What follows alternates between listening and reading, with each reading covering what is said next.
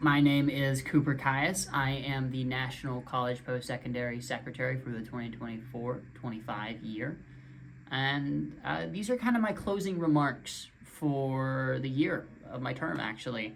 I wanted to go over why I find this program important to me. I think it's super unique, the opportunity we're given as national officers. I don't really get to have the opportunity to brag about it. When I came into this year as a national officer, I had this idea in my head that I knew what leadership was. In fact, at the end of my state officer year, I believed that leadership was advocacy for others. And throughout this year, I had to figure out how not to just advocate for others, but how to advocate for myself. I thought that genuinely when I was talking about representing something more than ourselves, that I had this whole idea planned out. I was going to do that as a national officer. And something that I got asked a lot when we did our industry visits and we just met with the executive board.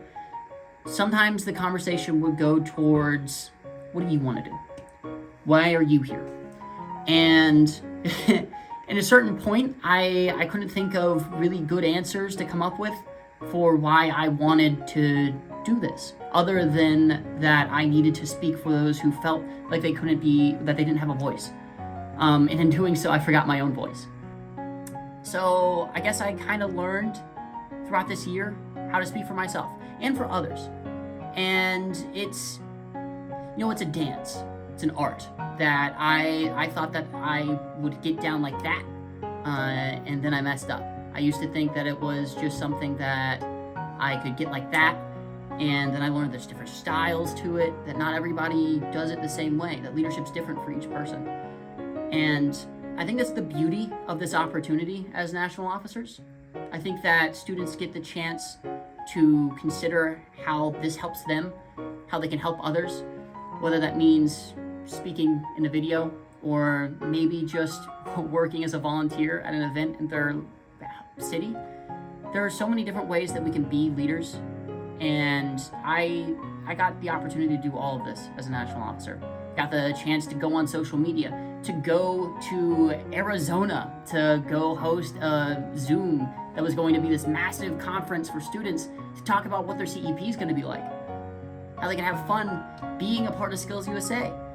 And I got to go speak at WLTI. I got to host a panel, which was the first thing that I got to do. And I love panels. I never had that opportunity before. And being able to do that, it changes me. It changes wrong. I think that what it really does is amplifies me. It makes me more of who I am. And I think that's opportunities that students need. And I think that if we can continue to fund opportunities like the National Officer Program, then we should. We should definitely take this opportunity. And I haven't had the greatest, what I thought would be this 100% awesome experience, because I was removed for about a month and a half. This was something that happened to me, and I'm not afraid of it. I'm not afraid to acknowledge it, but I'm happy to be back. It was that experience of a month and a half of hard work with my team, my friends, my family, my mentors, of advocating for doing what's right and saying that, hey, we were here this entire time and we want to continue to be here. And also not just advocating for myself, but advocating for future national officers with policy changes or adaptations where they can actually be a national officer, and if there's removed, there's policies in place to protect them. These are things that at first seems harsh, that some other student might look at you and ask, why do you even want to do this? Why do you want to continue to be a national officer? But in truth, you learn to love the program so much that you're willing to fight for it. You're willing to make it better. And that's what I think being a leader is. And when you learn to love something so much that you're willing to advocate for it, to make changes, to say, hey, this isn't right. Not just for yourself, but for other people in the past, present, and future. That's what I've learned in being a national officer. It's why I find it so important that students get this opportunity, especially students like me. Having autism and epilepsy doesn't make it being easy being a national officer. So I do run into those challenges, and I do talk about them. And I think that if we continue to do that, we continue to give students this chance to do that, and we'll see more and more of us coming into these stages of our life where we want to advocate, where they feel empowered to talk about themselves and other people, their struggles, other struggles, anything that they can talk about. And giving them that chance to do that through this would be phenomenal. And if I had to give any advice to any future national officers, anybody who wants to run, is to be yourself and don't be afraid of it. Because, truth be told, I feel like when we want to be a leader, we think ahead. We're like, man, what kind of leaders do I know? For me, when I was a little kid, the first genuine speech I watched was President Obama.